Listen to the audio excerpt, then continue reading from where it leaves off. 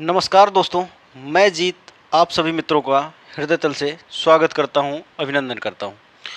तो आज हमारा सेशन है प्राचीन हिस्ट्री का, जो आपको दिख रहा है वैदिक संस्कृति या वैदिक काल।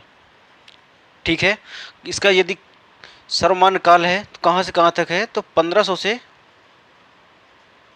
600 ईसा पूर्व तक है। ठीक है, ईसा पूर्व का मतलब होता है ईसा मसीह के पूर्व का समय। ठीक है, ये इस बात की वैधता करता है। ठीक है, अब यदि बात करें हम वैदिक काल की, तो वैदिक काल नाम क्यों पड़ा, तो वैदिक काल नाम क्यों पड़ा मैं आपको बताना चाहता हूँ थोड़ा सा कि वैदिक काल नाम क्यों पड़ा। तो वेदों की रचना हुई थी वैदिक काल के समय। किनकी? वेदों की रचना वेदों की रचना हुई, जिसके कारण इसका नाम क्या पड़ गया, तो वैदिक काल पड़ गया। क्या पड़ गया? वैदिक काल नाम पड़ गया। ठीक, अब यहाँ से क्वेश्चन बनेगा कि वेदों की रचना किसने की, तो वेदों की रचना किनके द्वारा की गई, तो आर्यों द्वारा वेदों की रचना की गई। किनके द्वारा? आर्यों द्वारा। इतनी बात समझ में आई। तो और थोड़ा सा जानने की कोशिश करते हैं कि जो आर्य हैं वो कहाँ से आए थे। तो सर्वमान्य उनका काल जो है कि मध्य एशिया से आर्यों का आगमन हुआ था। बहुत सारे लोगों ने बहुत सारे फैक्ट दिए हैं। ठीक, अब यदि बात करें मध्य एशिया किसे कहते हैं, तो बोल सकते हैं कि आप जो अफगानिस्तान के यानी भारत के जो ऊपर ही देश पड़ता है, यहाँ पर टॉप पर अफगानिस्तान। ठीक, इसके ऊपर का जो भाग है, एरिया है, वो मध्य एशिया कहलाता है। जैसे कजाकिस्तान हो गया, किर्गिस्तान हो गया, तजाकिस्तान हो गया, उज्बेकिस्तान हो गया, ये सब। ठीक है, अब यदि यहाँ पे बात करें कि भारत के मूल निवासी क्या थे, कहाँ के? भारत के जो मूल निवासी थे उनको किस नाम से जाना जाता था, तो उनको अनार्य कह सकते हैं आप, कि वो अनार्य थे। ठीक है, और दक्षिण भारत के द्रविड़ थे। ठीक है, अब यहाँ पे जब आर्य आए तो जाहिर सी बात आर्यीकरण भी हुआ होगा।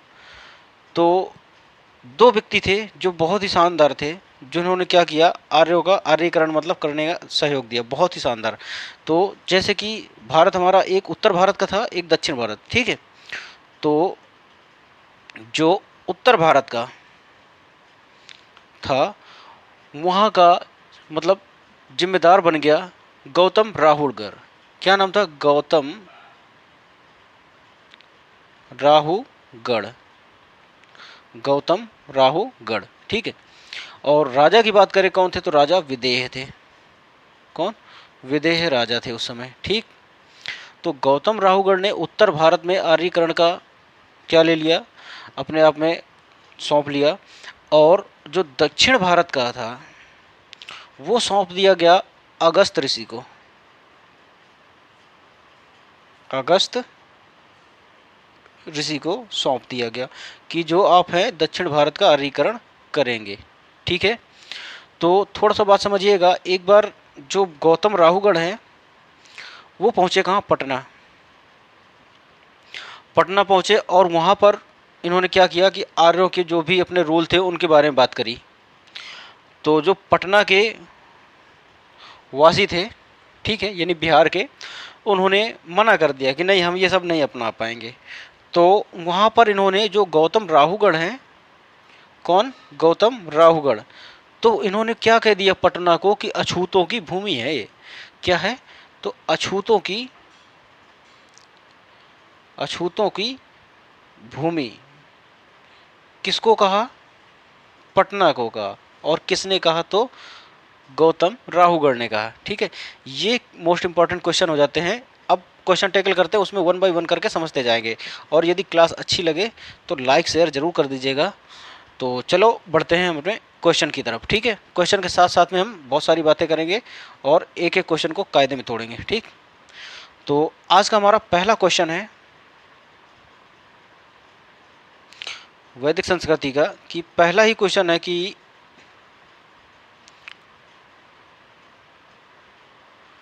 पहला क्वेश्चन ये है कि पूर्व वैदिक या ऋग्वैदिक संस्कृति काल किसे माना जाता है।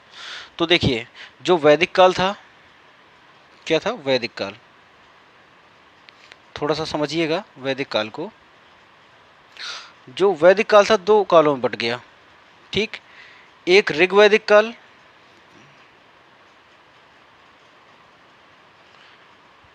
मैं फिर से कहना चाहूँगा कि यदि आप लोग पेन कॉपी लेके बैठेंगे, जो भी इसके फैक्ट हैं वो ज़रूर बता दिए जाएं, तो जिससे आपको आसानी होगी क्वेश्चन टैकल करने में, ठीक है।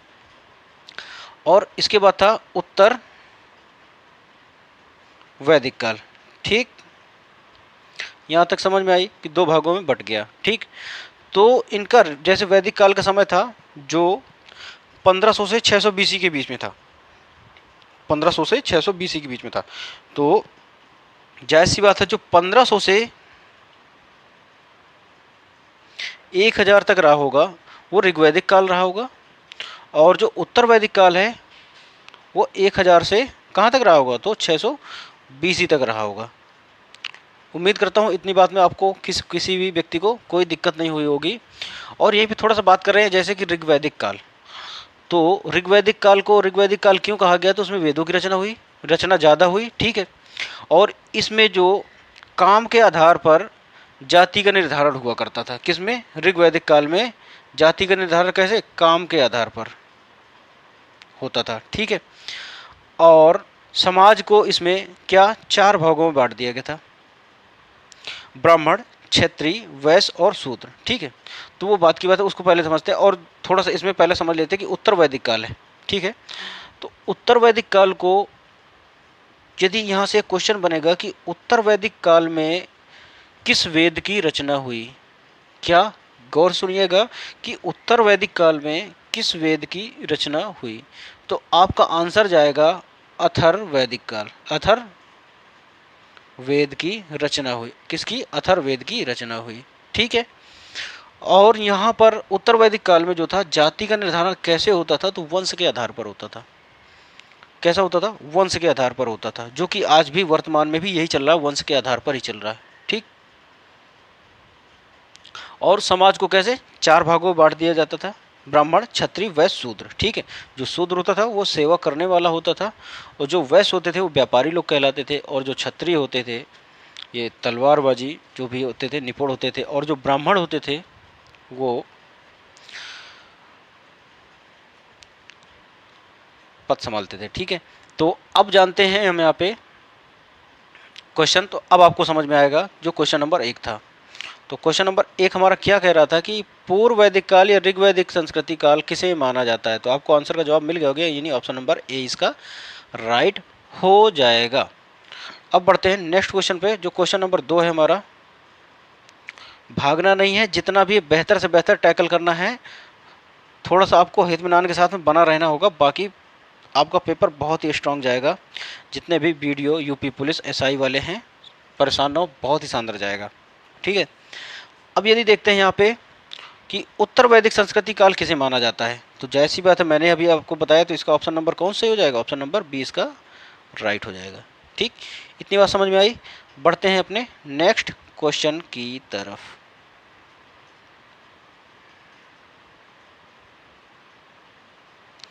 हमारा नेक्स्ट क्वेश्चन है कि आर्य शब्द का शाब्दिक अर्थ क्या है। किसका क्वेश्चन देखो यूपी पीसीएस में आया हुआ है ये, और कब आया, तो 2009 में आया है, ठीक। तो जानते हैं क्या कहता है, आर्य शब्द का शाब्दिक अर्थ क्या है, ये इसमें बोला गया है क्वेश्चन नंबर 3 में। तो आर्य शब्द का जो शाब्दिक अर्थ है वो होता है श्रेष्ठ या कुलीन, ठीक है। तो ऑप्शन नंबर इसमें कौन सा सही हो जाएगा, बी इसका राइट हो जाएगा, ठीक है। अब यहाँ पे क्वेश्चन नंबर 4 कहता है प्रारंभिक आर्यों के बारे में निम्नलिखित कथनों में से कौन सा कथन सही नहीं है। जो चौथा है उसमें देखते हैं क्या है। चौथे का ऑप्शन है वे संस्कृत बोलने वाले थे, तो ऐसी बात है बोलते थे, लेकिन हम इसमें सही नहीं है वो देखना है, ठीक है। और बी क्या है, वो घुड़सवारी करते थे, तो बिल्कुल करते थे। और ऑप्शन सी कहता है वे कई झुंडों में भारत में आए पहुंचे थे, तो बिल्कुल ये भी बात सही है। और ऑप्शन नंबर डी कहता है वे मुख्यतः नगरों में निवास करते थे, तो ये गलत है, ये गलत है। तो इसका ऑप्शन नंबर कौन सा सही हो जाएगा गलत के अनुसार में, तो ऑप्शन नंबर डी इसका राइट हो जाएगा। ठीक। क्वेश्चन नंबर 5 कहता है निम्नलिखित में इनमें से किस फसल का ज्ञान वैदिक काल के लोगों को नहीं था। तो जो वैदिक काल के लोग थे उनमें उनको तंबाकू का ज्ञान नहीं था। SSC-MT 2001 में आया हुआ है। लेकिन वो लोग क्या जानते थे, जौ भी जानते थे, गेहूं भी जानते थे, चावल भी जानते थे। ठीक। तो यहाँ पे एक क्वेश्चन हो सकता है बन जाए आपको कि सिंधु सभ्यता की, देखिए थोड़ा सा एक क्वेश्चन समझिएगा कि सिंधु सभ्यता में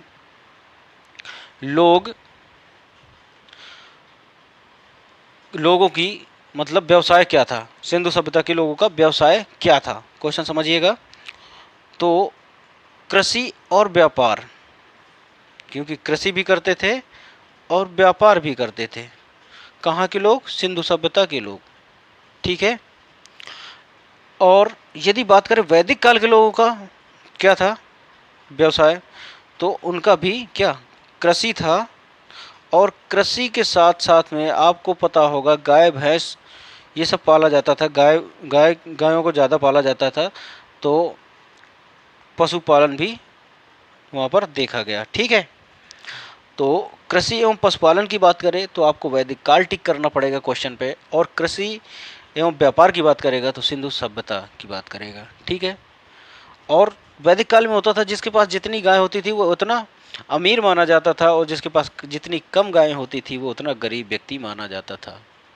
और गायों के खो जाने पर राजा गाय ढूंढ कर देता था, जिसको गविष्टि कहते हैं। क्या कहते हैं भैया, गविष्टि कहते हैं, गविष्टीकरण जिसको हम लोगों ने आज के समय में कहते हैं। गविष्टीकरण क्या होता है कि जैसे गाय खो जाए तो उस पर गाय को खोजना। ठीक है। तो और यदि गाय की हत्या हो जाए तो उसको मृत्यु दंड दे दी जाती थी, किसमें, वैदिक काल में। ये बात याद रखिएगा। अब बढ़ते हैं हम नेक्स्ट क्वेश्चन की तरफ, जो क्वेश्चन नंबर हमारा 6 है। 6 क्या कहता है कि क्वेश्चन नंबर 6 कहता है कि उत्तर वैदिक काल के वेद विरोधी और ब्राह्मण विरोधी धार्मिक अध्यापकों को किस नाम से जाना जाता था। ठीक है। तो आपका जो क्वेश्चन नंबर 6 है, यदि हम उसके ऑप्शन की बात करें तो यजमान कहते थे, या बी श्रमण कहते थे, या अर्थवान कहते थे, या श्रेष्ठिन कहते थे। तो ऑप्शन यदि हम इनको एलिमिनेट करें, यहाँ से हटाने की कोशिश करें, तो आप लोग निकाल सकेंगे। तो यजमान, तो ये क्या है, ये हो ही नहीं सकता। और श्रेष्ठिन भी नहीं हो सकता है, और अर्थवन भी नहीं होगा, क्योंकि किसी विषय का अर्थ निकाल कर पढ़ना की बात हो रही है। ठीक है।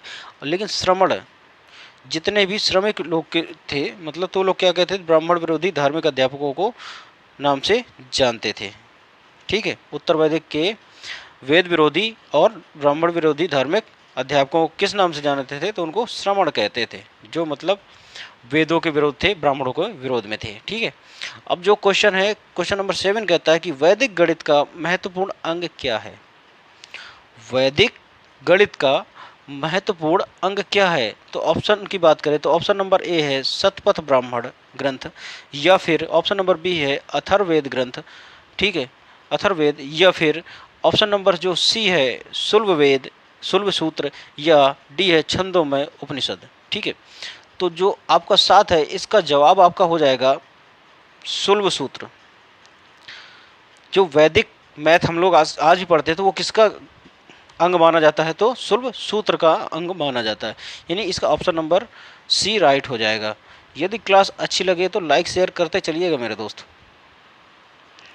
अब बढ़ते हैं हम क्वेश्चन नेक्स्ट की तरफ, जो क्वेश्चन नंबर 8 है। क्वेश्चन नंबर 8 है, कहता है किस वेद में प्राचीन वैदिक युग की संस्कृति के बारे में सूचना दी गई है।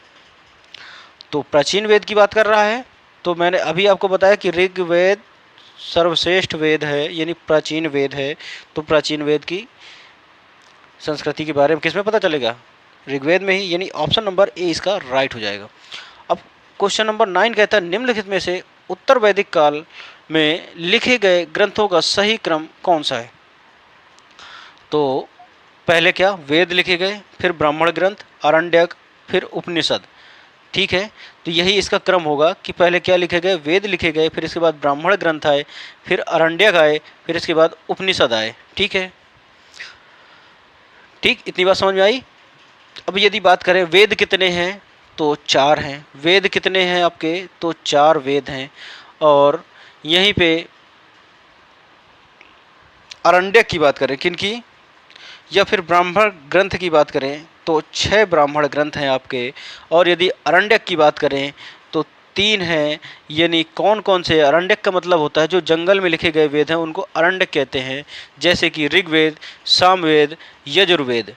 ऋग्वेद, सामवेद, यजुर्वेद। क्या, ऋग्वेद, सामवेद, यजुर्वेद, ठीक है। और यदि बात करें यहाँ पे,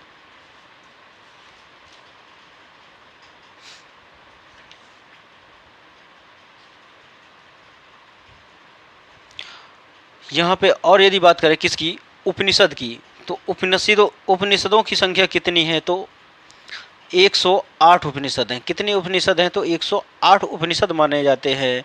और यदि पुराण की बात करें तो 18 पुराण माने जाते हैं। और यदि यहाँ पर स्मृति साहित्य की बात करें, किसकी, स्मृति साहित्य की बात, तो 36 स्मृति साहित्य हैं।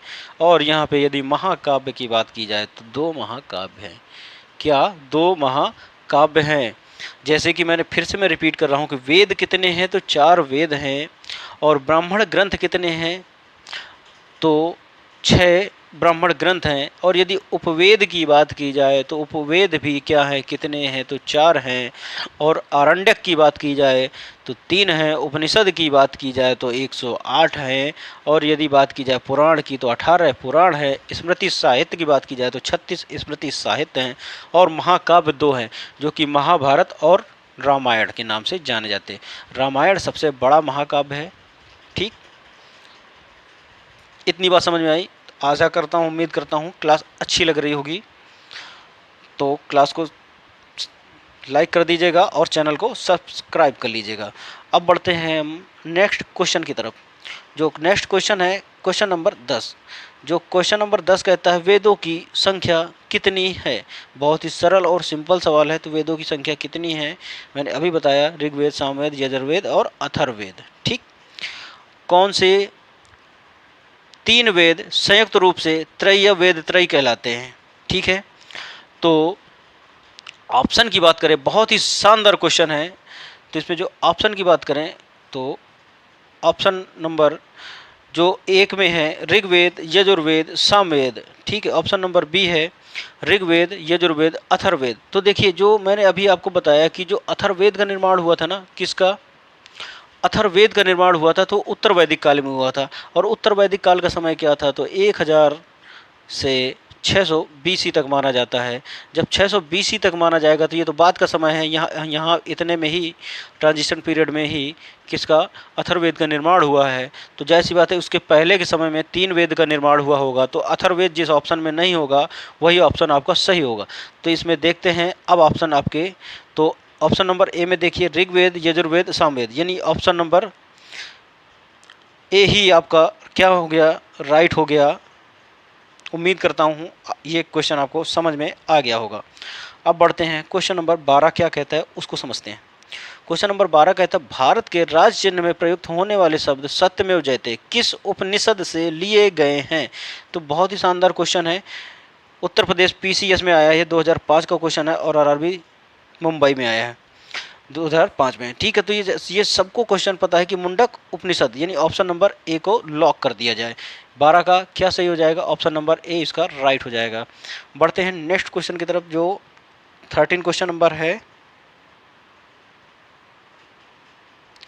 13 क्वेश्चन नंबर है कि वैदिक आर्यों का मुख्य व्यवसाय क्या था। तो मैंने अभी आपको बताया कि वैदिक आर्यों का मुख्य व्यवसाय क्या था। तो इसमें अलग अलग करके है तो उसको देख लेते हैं क्या था। तो हम लोग ऑप्शन नंबर ए की बात करें तो कृषि, बी की बात करें पशुपालन, सी की बात करें शिक्षा, डी की बात करें व्यवसाय। तो हम लोग सबसे ज़्यादा महत्वता किसको देंगे, पशुपालन को। ठीक है, क्योंकि उस समय जो आर्यों का मुख्य वो था तो पशुपालन ही इनका व्यवसाय था। और यदि बात करें वैदिक काल की बात करें कि वैदिक काल में मुख्य व्यवसाय क्या था, तो वहाँ पे कृषि प्लस पशुपालन हो जाएगा। ये पॉइंट आपको याद करना पड़ेगा। कृषि प्लस पशुपालन किस में होगा, तो वैदिक काल के बारे में जब बात करेगा। इतनी बात याद रखिएगा। और यदि प्रॉपर सिर्फ किसकी आर्यों की बात करता है तो आपको वहाँ पे पशुपालन केवल लगाना पड़ेगा, ठीक है। और ये किन का पालन करते थे, किस पशु का सबसे ज़्यादा, तो गायों का सर्वाधिक पालन करते थे। जो अब आपका क्वेश्चन नंबर 14 है उसको देखते हैं क्या कहता है।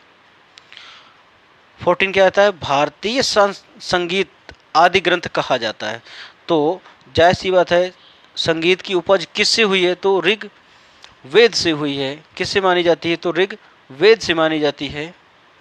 नहीं, ऋग्वेद से बिल्कुल नहीं मानी जाती है। ऋग्वेद में क्या है, आपके जो संगीत का है तो सामवेद से माना जाता है, ठीक है। और ऋग्वेद में क्या है, तो ऋग्वेद में आपकी चर्चाएं की गई हैं किन की, सूक्तों की, मंत्रों की, ठीक, इनकी गणना की गई है, ठीक। और बात करते हैं यजुर्वेद, तो यजुर्वेद में युद्ध के बारे में बात किया गया है, युद्ध की कला के बारे में। और यहीं पे अथर्ववेद होता तो उसमें जादू टोना के बारे में बात की गई है, ठीक। अब बात करते हैं यहाँ पे क्वेश्चन नंबर 15 क्या कहता है। क्वेश्चन नंबर 15 कहता है कि प्रथम विधि निर्माण कौन है। प्रथम विधि निर्माण कौन है, जो तो जाहिर सी बात आ रहे थे, उन्होंने अपना एक पहला कानून बनाया। मतलब इस प्रकार से होगा कि लड़के की आयु लड़की की आयु निर्धारित करी, और किस प्रकार से होगा, जाति का निर्धारण वंश के आधार पर कर दिया, ठीक है। तो ये सब किसने किया, तो राजा मनु के द्वारा ये सब हुआ था, ठीक है। तो यानी 15 का ऑप्शन नंबर कौन सा सही हो जाएगा, तो option number A is right हो जाएगा। अब यदि यहीं पे बात करें कि क्वेश्चन नंबर 16 कहता है कि कृष्ण भक्ति का प्रथम प्रधान ग्रंथ है। तो कृष्ण भक्ति का जो प्रथम प्रधान ग्रंथ है वो माना जाता है श्रीमद् भगवद गीता को, यानी ऑप्शन नंबर बी इसका राइट हो जाएगा। तो इतनी बात है, समझ में आ गई होगी। अब बात करते हैं क्वेश्चन नंबर 17 की। क्वेश्चन नंबर 17 कहता है कि ऋग्वेद में संपत्ति का प्रमुख रूप क्या है। तो क्या है, मैंने अभी आपको बताया कि ऋग्वेद में क्या है, तो गोधन, यानी गायों का धन ही संपत्ति का धन है। जिसके पास ज़्यादा गायें तो वो ज़्यादा अमीर, जिसके पास कम गायें तो गरीब, ठीक है। क्वेश्चन नंबर 18 कहता है कि ऋग्वेद के किस मंडल में शूद्रों का उल्लेख पहली बार मिलता है। ये क्वेश्चन बहुत ही शानदार है। तो जो शूद्रों का उल्लेख मिलता है वो 10वें मंडल पर मिलता है। कितने कौन से मंडल पर, तो 10वें मंडल पर मिलता है शूद्रों का, ठीक। तो ये हुई आपकी कुछ बातें, ठीक है। अब यहाँ पर थोड़ा सा जानने की कोशिश करते हैं।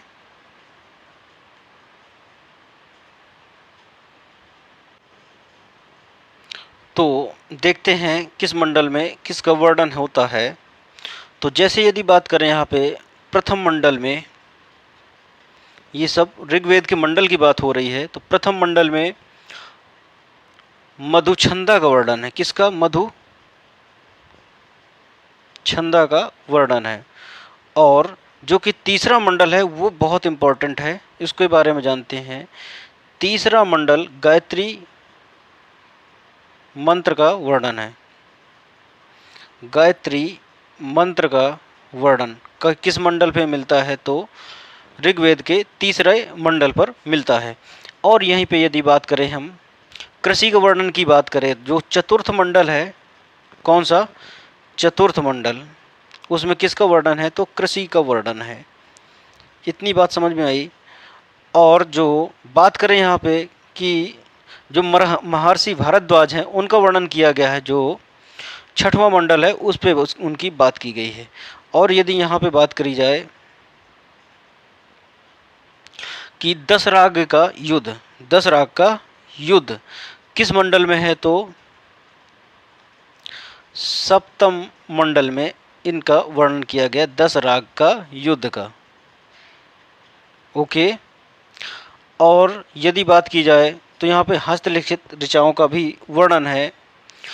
और बात की जाए यहाँ पे जो 9वां मंडल है तो किसको समर्पित है, तो अभी मैंने बताया सोम को, यानी सोम देवता को समर्पित है 9वां मंडल, ठीक है।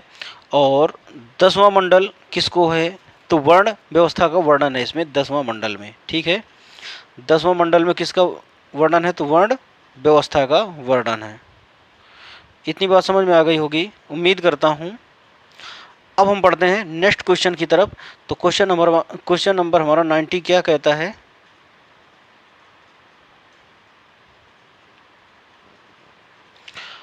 कि क्वेश्चन नंबर 90 कहता है पुराणों की संख्या कितनी है। तो 18 पुराण है।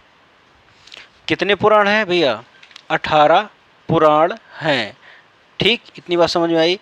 अब बात करें यहाँ पे कि क्वेश्चन नंबर 20 कहता है वैदिक धर्म का मुख्य लक्षण इनमें से किसकी उपासना थी। वैदिक धर्म का मुख्य लक्षण इनमें से किसकी उपासना थी। तो 20 की यदि ऑप्शन की बात करें, प्रकृति की उपासना थी या पशुपति की उपासना थी। ऑप्शन नंबर सी कहता माता की उपासना थी या डी कहता त्रिमूर्ति की स्थापना थी। यदि आपको जवाब देना तो 1 सेकंड के लिए वीडियो पॉज करें, जवाब सोचें और इसके बाद आंसर आप मैच करें। ठीक है, तो 20 का आपका जवाब हो जाएगा 20 का ऑप्शन नंबर ए, यानी प्रकृति की बात करता है वैदिक धर्म में मुख्य लक्षण। ठीक है, उपासना की जाती है। 21 कहता है किस देवता के लिए ऋग्वेद में पुरंदर शब्द का इस्तेमाल किया गया है। पुरंदर यानी किनको कहा जाता है? तो इंद्र को कहा जाता है। इंद्र को क्या कहा जाता है? पुरंदर। ठीक है, तो अब थोड़ा सा यहाँ पे बात करते हैं कि इंद्र क्या है। तो इंद्र तुम्हारे युद्ध के देवता माने जाते हैं, युद्ध के देवता माने जाते हैं, किला के देवता माने जाते हैं, किला के देवता भी माने जाते हैं, और वर्षा के देवता भी कौन माने जाते हैं? इंद्र माने जाते हैं। ये 3 बातें आपको याद रखनी होंगी इंद्र के बारे में। और यदि बात करें, इंद्र ही प्रमुख देवता थे उस समय। ठीक है, और यदि बात करें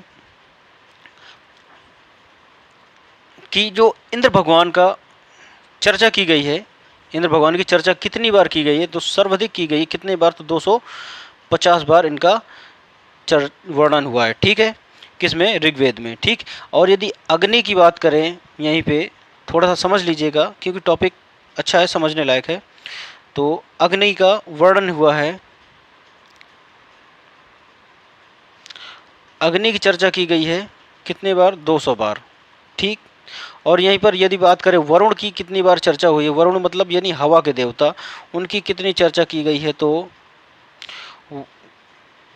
इनकी मतलब क्या क्वेश्चन बनेगा कि वरुण किसके देवता हैं? तो आप बोलेंगे वायु के देवता हैं। ठीक, वायु के देवता हैं। ठीक है, और यदि यहाँ से यदि एक क्वेश्चन और बन जाए कि सोम किसके देवता हैं? सोम, हाँ, सोम मंगल वाले। तो सोम किसके देवता हैं? तो जंगल के देवता हैं। और यदि यहाँ पे एक और हैं जो पूछे जा सकते हैं, मारुत किसके देवता हैं? आप लोगों ने मारुति पढ़ा होगा। ठीक है, तो मारुति ना है, यहाँ के मारुत हैं। तो वो तूफान के देवता माने जाते हैं। किसके? तूफान के। हवा के देवता कौन माने जाते हैं? तो वरुण माने जाते हैं। और तूफान के देवता कौन माने जाते हैं? तो मारुत माने जाते हैं। और सबसे खतरनाक देवता कौन माने जाते हैं? तो जो रुद्र हैं, इनको सबसे खतरनाक देवता माना जाता है। खतरनाक देवता किनको माना जाता है? तो रुद्र को माना जाता है। ठीक, इतनी बात समझ आ गई होगी, उम्मीद करता हूँ। क्लास बेटर लग रही होगी। तो क्लास बड़ी हो रही, बड़ी नहीं करना है, थोड़ा 4-5 क्वेश्चन और टैकल करते हैं, इसके बाद विराम देते हैं। क्वेश्चन नंबर 21 कहता है